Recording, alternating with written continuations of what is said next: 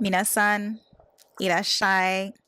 I heard your visa is ticking down and you're not exactly ready to pack up and head home. So, good news for you because extending your stay in Japan isn't as scary as it sounds. It's a process for sure, but it's one thing you can master with a little bit of preparation and a lot of patience. So, let's break it down. First things first, timing.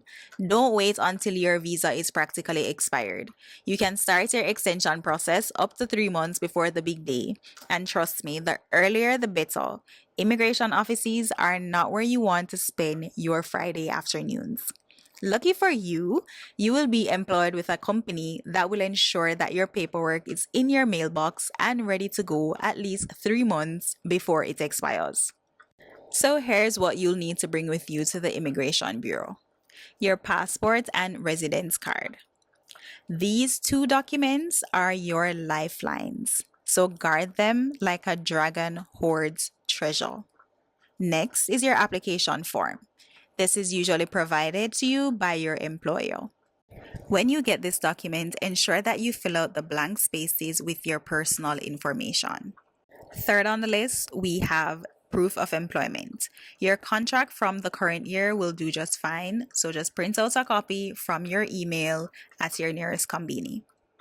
Fourth, we have tax payment proof. Yes, they'll be checking to ensure that you have been paying your dues, so bring a tax certificate from your city office. Last but not least, a recent photo of yourself.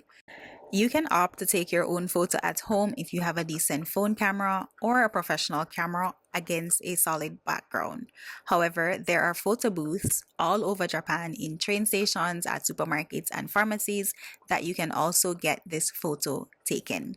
The standard size for your resident card photo is 4 by 3 centimeters. Now, to the process.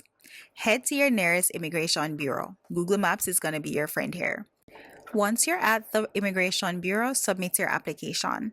Here you're going to be provided with a postcard that you're supposed to write your mailing address on so that you can be notified when your new residence card is ready for pickup. Once you receive your postcard in your mailbox, head on over to your nearest post office and pay the 4,000 yen for a revenue stamp fee. Head on back to your immigration office, submit the return form, and collect your new residence card. Now, during the process, they may ask you a few questions about your job or future plans. Just be honest, unless your plans include illegal karaoke schemes, trust me, you're going to be just fine. If all goes smoothly, you'll be getting a new shiny sticker in your passport. Most extensions last 1 to 3 years depending on your job and visa type. But what if you're thinking long term? Like, I want to plant roots here long term. Let's talk permanent residency. Permanent residency is like the holy grail for expats.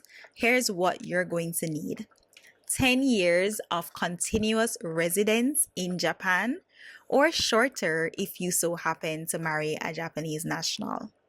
A stable income, which is your job.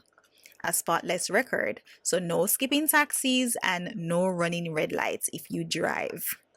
Recommendations from a Japanese citizen or your employer will do just fine.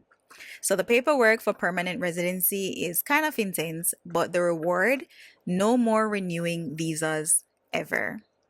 And that's it. Whether you're extending your stay or aiming for the big leagues with permanent residency, the key is preparation. Japan loves its rules. If you play by them, you'll be golden. Irashai.